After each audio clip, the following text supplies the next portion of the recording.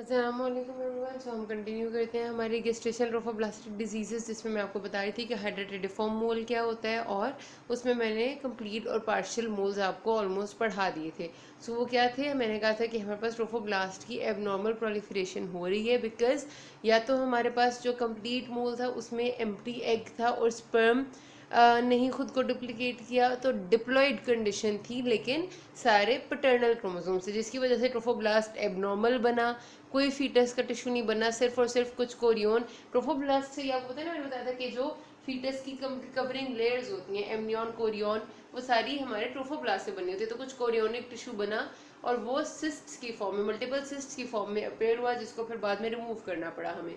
Partial moles में 2 sperms और 1 egg था, और हमारे पास 69 क्रोमोसोम्स हो गए थे टोटल, जो 46 होने चाहिए, जिसकी वजह से हमारा जो थोड़ा बहुत फीटल टिश्यू बना वो भी जल्दी ही अबॉर्ट हो गया, और बाकी सारा ट्रोफोब्लास्ट सिस्टिक स्वेलिंग्स बनाता रहा। सो मॉर्फोलॉजिकली अगर हम देखें तो क्या होता है, सबसे पहले जो यूट्राइन कैविटी है वो multiple cystic thin walled structures से फिल हुई होती है। मल्टीपल सिस्टिक स्ट्रक्चर्स क्या होते हैं, बेसिकली हमारे ट्रोफोब्लास्ट होते हैं जो नॉर्मल ग्रो कर रहे हैं, जो नॉर्मल टिश्यूज नहीं बना रहे, जो नॉर्मल प्लेसेंटा की कवरिंग्स नहीं बना रहे, और वो हमारे एबनॉर्मल ग्रोथ कर रहे हैं, इस वजह से वो सेप फिल हुआ होता है। उसमें से अगर हम सेपरेट बात करें पहले कंप्लीट मोल्स की, तो कंप्लीट मोल्स में यही ट्रोफोब्लास्टिक टिश्यू सारा का सारा एम्बेड हुआ हुआ होता है इनसाइड योर एंडोमेट्रियम, और there is no not at all fetal tissue. ठीक है, कोरियोनिक विलाई जो बन रहे थे वो भी जरा एबनॉर्मल एबनॉर्मल से बने हुए होते हैं, जो इससे ट्रोफोब्लास्ट से बनने थे। कोरियोनिक विलाई क्या थे, मैंने भी आपको बताया था कि हमारे पास जो प्लेसेंटा बनना होता है, प्लेसेंटा का 2 पार्ट्स होते हैं। एक होता है उसका मेटर्नल पोर्शन जो मदर से बनता है, और एक होता है उसका फीटल पोर्शन।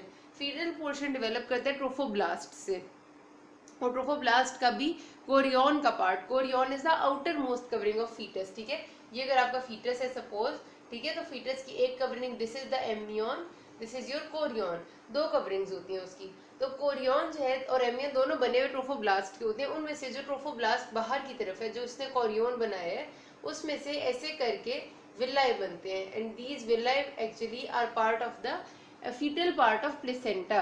तो वो जो एम्ब्रियोनिक या कोरियोनिक विलाई हैं वो भी अब नॉर्मल से बने हुए होंगे जरा बहुत। कंप्लीट मोल्स के केस में जो सिस्टिक स्वेलिंग्स ही होती हैं ऑलमोस्ट, और थोड़ा बहुत स्ट्रोमा अपेयर होगा, लेकिन सारा का सारा ऑलमोस्ट एबॉर्टेड टिश्यू होता है, सारा निकालना पड़ता है।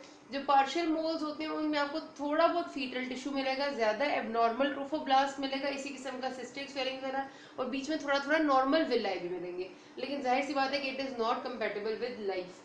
फिर एज अ रिजल्ट क्या होता है इन सबका आउटकम, के सारे के सारों को हमें जब भी डिटेक्ट होते हैं, कभी अल्ट्रासाउंड पे डिटेक्ट हो जाते हैं, कुछ जो थोड़े बहुत बन जाए वो फिर बाद में हेमरेज वगैरह की फॉर्म में भी डिटेक्ट होते हैं, सबको क्यूरेटेज करके सबका पूरा का पूरा टिश्यू, सारा ट्रोफोब्लास्टिक टिश्यू रिमूव करना पड़ता है, ताकि रिकरेंस का कोई चांस ना रहे। ठीक है, तो यहाँ पर हमारे पास पूरी हो जाते हैं कंप्लीट और पार्शियल मोल्स।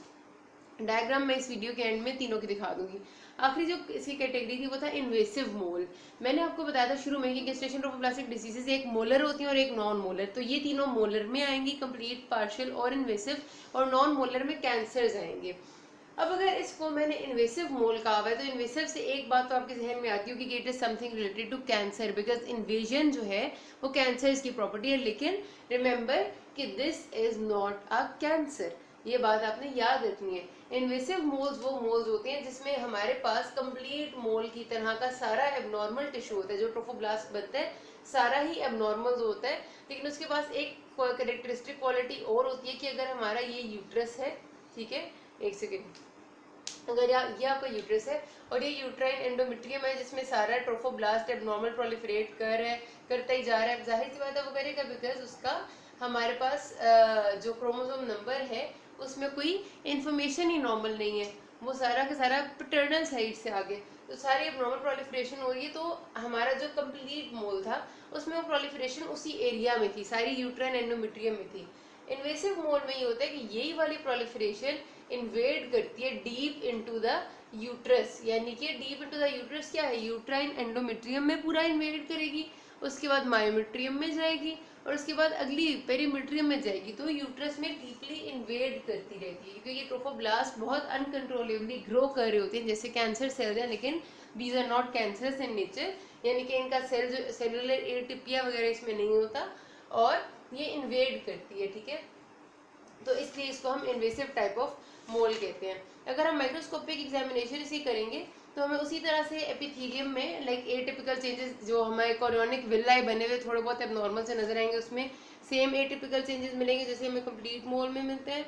और साइटोसेंसिटिव ट्रोफोब्लास्ट जैसे कंप्लीट मोल में मैंने आपको बताया था कि थोड़ा बहुत कहीं पर डिफ्रेंशिएट हो जाता है, कहीं नहीं होता, यहाँ पर भी सेम कंडीशन है। सिर्फ और सिर्फ इसमें एक बात एक्स्ट्रा है कि this is invading, this is going outside. अब सिर्फ इन्वेड ये नहीं करता बल्कि एक और वर्ड यहाँ पर इस्तेमाल हुआ है, हाइड्रोपिक विलाई। इस हाइड्रोपिक विलाई कैरेक्टरिस्टिक वर्ड का जो मतलब है वो यही है कि हाइड्रोप्स से रिलेटेड, आपको पता है मतलब it is something related to hydra का वर्ड आता है, वाटर टाइप कोई चीज होगी। तो हाइड्रोपिक विलाई इसका मतलब है कि हमारे जो विलाई बनेंगे, जो कोरियोनिक विलाई नॉर्मली होने चाहिए थे, वो बेसिकली अब नॉर्मल नहीं है, उनमें हाइड्रोप्स यानी फ्लूइड की कलेक्शन है।